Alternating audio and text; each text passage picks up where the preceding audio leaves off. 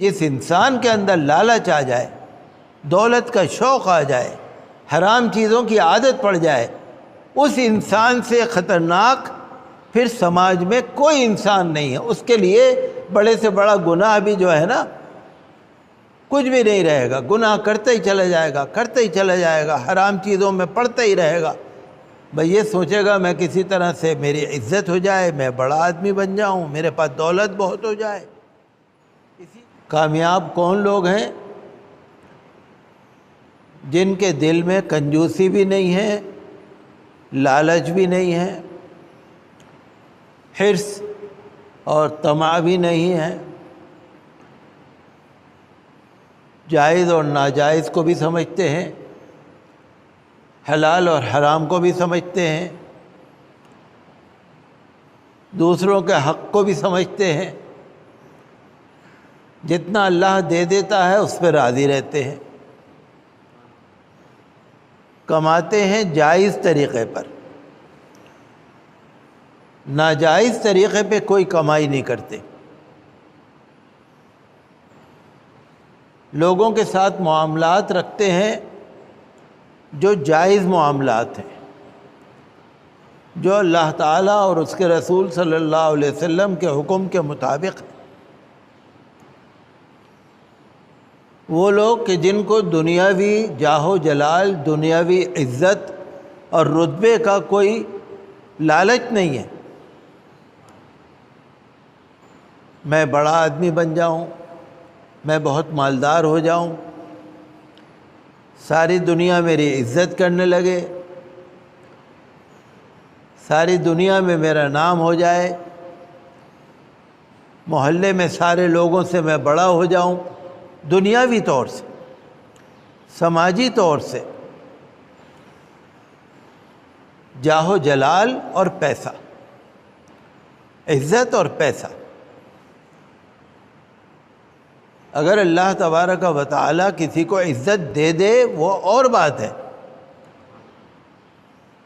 جائز طریقے پر اگر کسی کو کوئی رتبہ ملتا ہے تو وہ اللہ کی نعمت ہے، انعام ہے، لیکن کسی کا حق مار کے مالدار بننا، کسی کا حق چھین کے مالدار بننا، کسی کی دولت یا جائیداد یا مکان پہ نظر رکھنا، کسی کو نقصان پہنچانا، کسی کو نقصان پہنچا کے اپنے آپ کو بڑا بنانا، یہ چیزیں بہت گناہ ہیں، ناجائز ہیں۔ تو اللہ نے فرمایا کہ جس کے دل میں کوئی لالچ نہ ہو، کوئی کنجوسی نہ ہو، کیونکہ جو لالچی آدمی ہوگا نا وہ کنجوس بھی ہوگا۔ اگر کسی کے پاس پیسہ ہے اور وہ زکوٰۃ بھی دیتا ہے، صدقہ بھی کرتا ہے، خیرات بھی کرتا ہے، تو پیسہ تو کم ہوگا نا۔ وہ چاہتا ہے کہ میرا پیسہ زیادہ ہو، آج 100 روپے ہیں تو کل 200 روپے ہوں، اگر 1000 روپے ہیں تو 2000 روپے ہوں۔ اگر صدقہ خیرات کر دیں گے، اگر پڑوسیوں کو دے دیں گے، اگر رشتہ داروں کو دے دیں گے، اگر غریبوں کو دے دیں گے، اگر زکوٰۃ اور خیرات بانٹ دیں گے تو پیسہ کم ہوگا نا۔ اس کا مطلب یہ ہوا کہ دوسروں کا حق مار کے اپنا پیسہ بڑھانا۔ تو جو کنجوسی کرنے والا ہوگا وہ کبھی صدقہ خیرات نہیں کرے گا۔ تو اللہ تعالیٰ نے فرمایا کہ 2 چیزیں بہت بری ہیں، انسان کے اندر حرص آ جائے، طمع آ جائے، لالچ آ جائے، کنجوسی آ جائے، ان سے انسان برباد ہو جاتا ہے، اللہ کی نظر میں راندہ درگاہ ہو جاتا ہے، پھر اس کے بچاؤ کی امید بہت کم ہوتی ہے، چونکہ وہ پھر جائز اور ناجائز کو نہ سمجھتا، اس کو تو پیسہ جمع کرنا ہے، اس کو تو دولت اکٹھی کرنی ہے، اس کو تو بڑا آدمی بننا ہے، چاہے کسی کو کچھ بھی کرے، مجھے بڑا بننا ہے۔ تو لالچ ہونا، کنجوسی ہونا، دوسرے کو نقصان پہنچانا، ناانصافی کرنا، حق تلفی کرنا، اور ناجائز اور حرام چیزوں کی طرف جانا، جو بیاج پہ پیسہ چلاتے ہیں، جو سود پہ پیسہ چلاتے ہیں، جو بولی کی لاٹری کھیلتے ہیں، جو بینکوں میں اور ویسے سود پہ کاروبار کرتے ہیں، اور طرح طرح کے بہت سارے شیئر مارکیٹ ہے، کیا کیا ہے، بہت کچھ ہے۔ وہ کس لیے ہے؟ کہ پیسہ آ جائے۔ میں 50,000 روپے لگاؤں، روز چیک کرتے رہیں گے کتنے بڑھ گئے، کتنے بڑھ گئے، اب کتنے بڑھے، 30,000 روپے بڑھ گئے، اب 40,000 روپے بڑھ گئے۔ یہ نہیں پتہ کہ جائز بڑھے یا ناجائز بڑھے، یہ نہیں پتہ، پیسہ بڑھ گیا۔ تو اللہ تعالیٰ نے فرمایا کہ کامیاب وہ ہے جس کے اندر کنجوسی نہ ہو، بخیلی نہ ہو، جو لالچی نہ ہو، جو جائز اور ناجائز، حلال اور حرام کو سمجھتا ہو، وہ کامیاب ہے۔ دولت مند کامیاب نہیں ہے، بہت ساری جائیدادوں والے کامیاب نہیں ہیں۔ کئی دفعہ ایسا ہوتا ہے نا کہ ورثہ بٹنا ہے، ترکہ بٹنا ہے، باپ مر گئے، اولاد میں تقسیم ہونا ہے، نہیں کر رہے تقسیم، لڑکیوں کو دینا ہے نہیں دے رہے، بہنوں کو دینا ہے نہیں دے رہے، یا انہوں نے کوئی نیک کام کے لیے وصیت کر دی نہیں دے رہے۔ تو یہ وہ چیزیں ہیں کہ جو انسان کو بہت نقصان پہنچاتی ہیں۔ حضور صلی اللہ علیہ وسلم نے اس کے بارے میں مثال دے کر فرمایا کہ حضور نے فرمایا کہ کنجوسی سے بچو، لالچ سے بچو، کیونکہ یہی لالچ اور یہی کنجوسی وہ ہے جس نے تم سے پہلے کی قوموں کو ہلاک کر دیا۔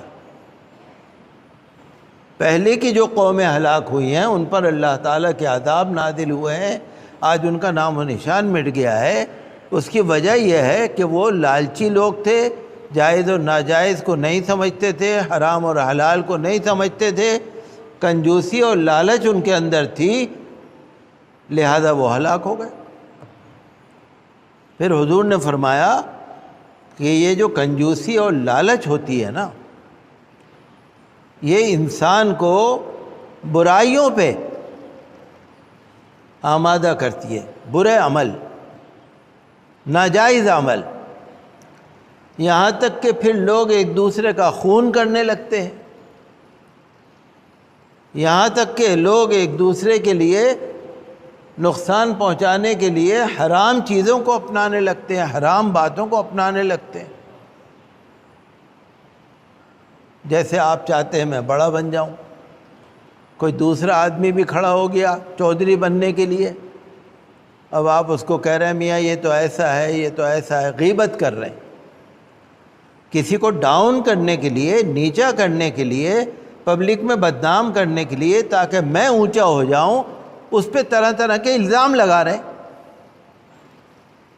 بدنام کر رہے ہیں، ذلیل کر رہے ہیں۔ تو یہ تمام چیزیں حضور نے فرمایا کہ جو حرام چیز کی طرف چلا جاتا ہے، جو کنجوسی اور لالچ کی طرف چلا جاتا ہے، پھر وہ خوریزی بھی کرنے لگتا ہے۔ پیسے کے معاملے میں لوگ ایک دوسرے کی جان بھی مار دیتے ہیں، قتل بھی کر دیتے ہیں۔ یہ پیسے کا جھگڑا بڑا خطرناک ہے۔ اور آپ نے فرمایا کہ پھر لوگ حرام چیزوں کی فکر نہیں کرتے، پھر تو حرام چیزوں کی لائن لگ جاتی ہے۔ اگر آدمی ایک حرام بات کو کر لے، پھر اس کی عادت پڑ جاتی ہے، پھر وہ حرام چیزوں میں چلتا رہتا ہے۔ اسی چیز کو حضور صلی اللہ علیہ وسلم نے ایک اور مثال دے کے فرمایا۔ آپ نے فرمایا کہ ما ذئبان جائعان ارسلا فی غنم، کہ دو بھیڑیے، بھوکے بھیڑیے، اگر دو بھوکے بھیڑیے ہوں، بہت بھوک لگ رہی ہو، بہت بھوکے ہوں، اور آپ ان کو بکریوں کے ریوڑ میں چھوڑ دیں، تو جو بھیڑیے ہیں وہ تو بکریوں کو چیر پھاڑ کر کے نقصان پہنچائیں گے، آپ نے فرمایا 2 بھوکے بھیڑیے اگر بکریوں کے ریوڑ میں چھوڑ دیے جائیں وہ اتنی بربادی نہیں کریں گے جتنا کہ وہ انسان بربادی کر دیتا ہے جس کو اپنی عزت حاصل کرنے کا یا دولت حاصل کرنے کا ناجائز جذبہ ہوتا ہے جس کے اندر، وہ بڑا خطرناک ہے۔ بھیڑیا بکریوں کو چیر پھاڑ کر دے گا، بے شک کر دے گا، لیکن جس انسان کے اندر لالچ آ جائے، دولت کا شوق آ جائے، حرام چیزوں کی عادت پڑ جائے، اس انسان سے خطرناک پھر سماج میں کوئی انسان نہیں ہے۔ اس کے لیے بڑے سے بڑا گناہ بھی جو ہے نا کچھ بھی نہیں رہے گا، گناہ کرتے ہی چلا جائے گا، کرتے ہی چلا جائے گا، حرام چیزوں میں پڑتا ہی رہے گا۔ بھئی یہ سوچے گا میں کسی طرح سے میری عزت ہو جائے، میں بڑا آدمی بن جاؤں، میرے پاس دولت بہت ہو جائے، اسی چکر میں لگا رہے گا، لیکن اللہ تعالیٰ کی نظر میں اس کا انجام برا ہوگا۔ آپ نے فرمایا کہ جتنا اپنے دین کے لیے، اپنے مذہب کے لیے وہ انسان خطرناک ہے، اتنا بھیڑیے خطرناک نہیں ہے بکریوں کے لیے۔ دین کے لیے خطرہ بن جائے گا۔ جو ہمارا دین ہے نا، جو ہمارا مذہب ہے، جو ہمارا اسلام ہے، جو ہمارا تقوی ہے، جو ہماری پاک بازی ہے، جو پارسائی ہے، جو اللہ کی عبادت کا جذبہ ہے، ہمارے اندر جو روحانیت ہے، ہمارے اندر جو نورانیت ہے، ہمارے اندر جو اللہ کی عبادت کا ایک شوق اور جذبہ ہے، اگر انسان کے اندر دولت اور عزت کی لالچ آ جائے گی تو وہ پھر ادھر نہیں آئے گا، ادھر جائے گا، اس کے دین کے لیے بہت بڑا خطرہ پیدا ہو جائے۔ تو وہ جو میں نے پہلی روایت آپ کو بیان کی تو وہ روایت ہے مسلم شریف کی، اور دوسری روایت جو ہے یہ ہے ترمذی شریف کی روایت، معتبر روایت ہے۔ تو حضور صلی اللہ علیہ وسلم نے بار بار ہمیں آگاہ کیا کہ دیکھو اللہ کے فیصلے پہ راضی رہو، چاہے انسان چٹنی کھا لے، چاہے انسان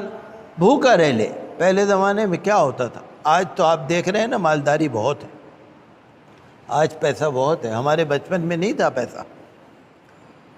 جب ہم چھوٹے تھے 10 سال کے 15 سال کے، پیسہ نہیں تھا، غریبی بہت تھی، پیسہ تھا ہی نہیں۔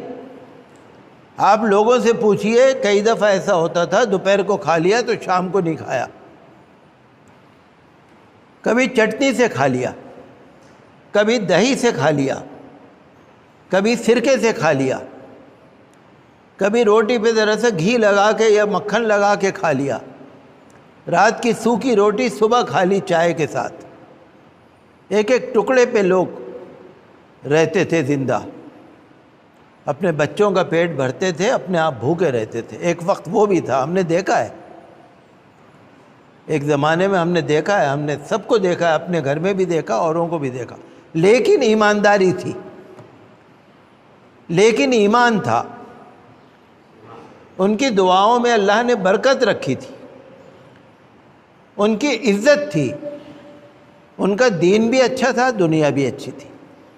آج پیسہ بہت ہے، آج تو فالتو خرچ کرنے کے لیے لوگوں کے پاس لاکھوں روپیہ، بہت روپیہ۔ جو غریب ہے نا وہ ان کے پاس بھی ہے الحمدللہ، بہت پیسہ ہے، غریبوں کے پاس بھی ہے الا ماشاءاللہ۔ تو پیسہ ہونا یا عزت ہونا یہ اللہ کی نظر میں کامیابی کی بات نہیں ہے، جائز طور پر ہونا یہ کامیابی کی بات ہے۔